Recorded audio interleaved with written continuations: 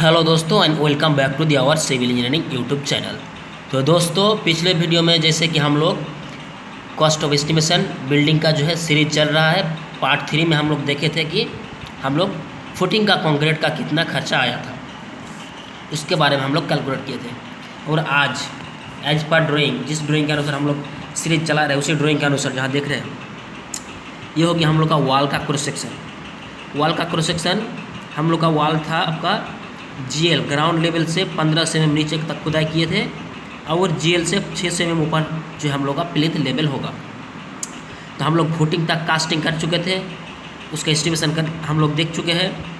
तो फुटिंग के बाद हम लोग का जो प्लिंथ लेवल तक कितना ब्रिक वर्क में खर्चा आएगा वो जो है हम लोग आज इस वीडियो में देखने वाले हैं। सबसे पहले 1500 है ग्राउंड लेवल से नीचे का हम लोग का एक्सकेवेशन, उसमें से 75 mm हम लोग सैंड फिलिंग किए हैं, 75 mm ब्रिक सोलिंग किए हैं, 75 mm पीसीसी किए हैं। उसके ऊपर 400 mm हम लोग आरसीसी किए हैं जहाँ आपको दिख रहा है। तो 1500 में से 75, 75, 75 और 400 माइनस कर दिए तो हम लोग का बचा दोस्तों 875 mm जहाँ देख रहे हैं। तो 875 mm हम लोग ले लिए कि हाइट हम लोग का 15 यहाँ से जो दे 375 mm थिकनेस का ब्रिक वर्क, मतलब 15 इंच ब्रिक वर्क यहाँ तक होगा ग्राउंड लेवल तक, और ग्राउंड लेवल से ऊपर 600 mm तक 10 इंच का ब्रिक वर्क होगा, उसके ऊपर हम लोग का प्लिंथ लेवल होगा। तो पहले 15 इंच ब्रिक वर्क निकाल लेते हैं तो 875 mm आया। और जैसे कि हम लोग का लेआउट है, इसको हम लोग टोटल ऐड कर लिए, यहाँ से लेंथ, यहाँ इससे यहाँ लेंथ, यहाँ से यहाँ लेंथ, यहाँ से यहाँ पूरा का लेंथ हम लोग ऐड कर लिए। पूरा का लेंथ ऐड करने के बाद आया हम लोग का 140.2 मीटर। सारा लेंथ को ऐड करने के बाद 140.2 मीटर, क्योंकि हम लोग को सारा में ब्रिक वर्क करना है। और इसका थिक मतलब विड्थ है आपका, जैसे यही इसी वॉल का बात कर रहे हैं, विड्थ है आपका 375 mm। तो मीटर में कन्वर्ट कर दिया तो 0.375, इसको कैलकुलेट किया तो आ गया 46 m3। यानी हम लोग का यहाँ से लेकर फुटिंग से लेकर ग्राउंड लेवल तक ब्रिक वर्क हम लोग आ गया 46 m3।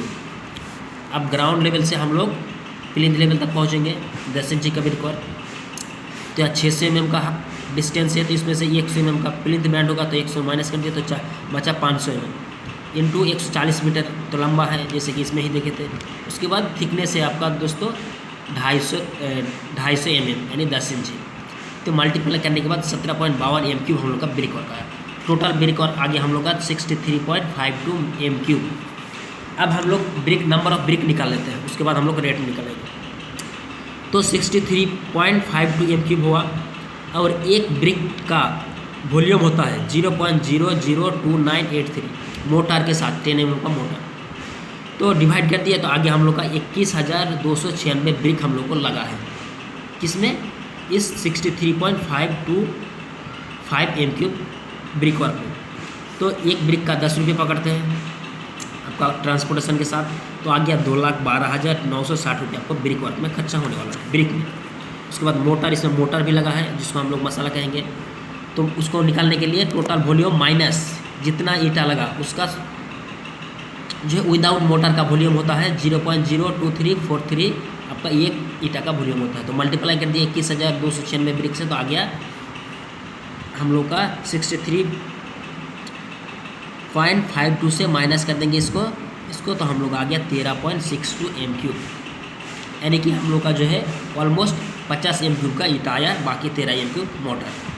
अब मोटर हम लोग का ड्राई, ये वेट कंडीशन में हम लोग ड्राई कंडीशन में कन्वर्ट करेंगे, क्योंकि हम लोग को जो है सीमेंट और सैंड निकालना है। तो ड्राई में कन्वर्ट करने के लिए 1.33 से हम लोग मल्टीप्लाई करते हैं, जहाँ देख रहे हैं।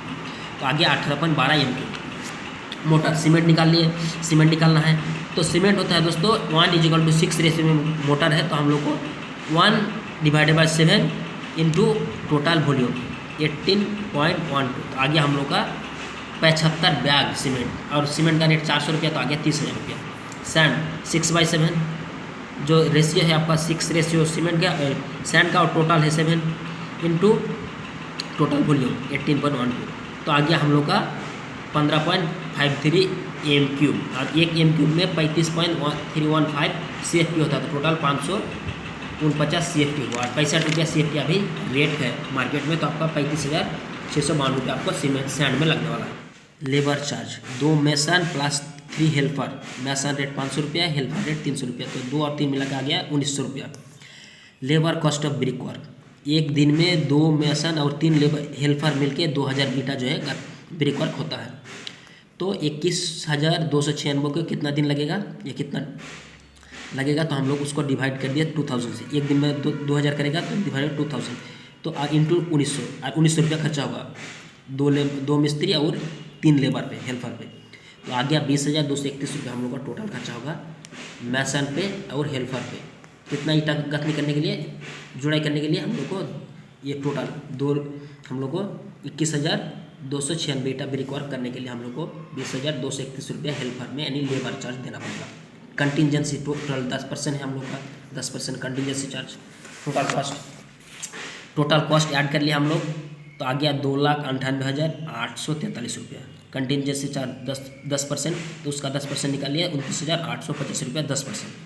Total cost of brick work up to plinth level as per drawing, तो इस ड्राइंग के अनुसार यहाँ से लेकर प्लिंथ लेवल तक ब्रिक वर्क में हम लोग का टोटल खर्चा आने वाला है 3,28,728 रुपया।